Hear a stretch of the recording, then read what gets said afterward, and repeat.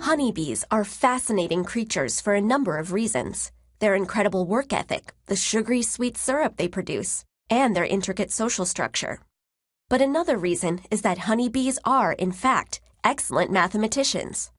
Scientists claim that tiny insects can calculate angles and can even comprehend the roundness of the earth. But there's particular mathematical bee genius behind the most important aspect of honeybee life, the hive. Just like humans, bees need food and shelter to stay alive. The hive is not only the bees' home, but doubles as a place to store their honey. Since it's so central to survival, honeybees have to perfect the hive's architectural design. If you examine any piece of honeycomb, you'll see that it's constructed from tightly packed hexagonal or six-sided cells. Of all the possible designs, why do honeybees choose this one? To understand, you need to think like a bee. Bees need a secure place for their entire colony to live. Similarly, there needs to be a place where their nectar can be stored and ripened suitably, until it turns into honey. That means there's a need for some serious space efficiency. A good solution is to build little storage units or cells just big enough for a bee to fit into, which can also double as the containers in which nectar is stored, the bee's very own honey jars. The next thing is to decide what the little cells should be made out of. Bees don't have beaks or arms to pick up things, but they are capable of producing wax. The thing is, producing it is a lot of hard work. Bees have to consume 8 ounces of honey to produce just 1 ounce of wax, so they don't want to waste it. So they need a design that allows them to store the largest possible amount of honey using the least amount of wax. What shape does that? Imagining for a minute that all bees had to attend Architecture Academy and go to math class.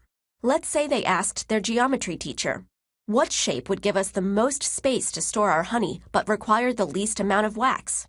And the geometry teacher replied, the shape that you're seeking is the circle, leaving the bees to return to their trial construction site and begin building their honeycomb using circular cells. After a while, some of them might have noticed a problem with their design. Small gaps between the cells.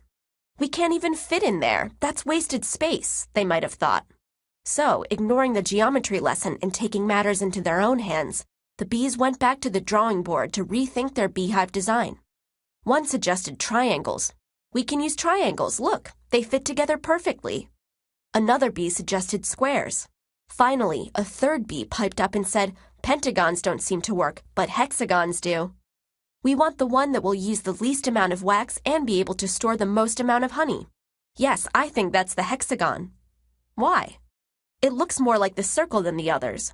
But how do we know for sure? To find out, the industrious insect architects calculated the areas of the triangle, the square, and the hexagon and found that the hexagon was, in fact, the shape that gave them the most storage space.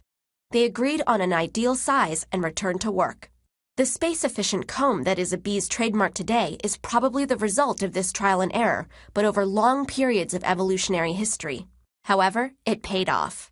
Peek into any hive, with your protective goggles and netting on, of course, and you'll see the end result, a beautiful, compact honeycomb that any architect would have been proud to design.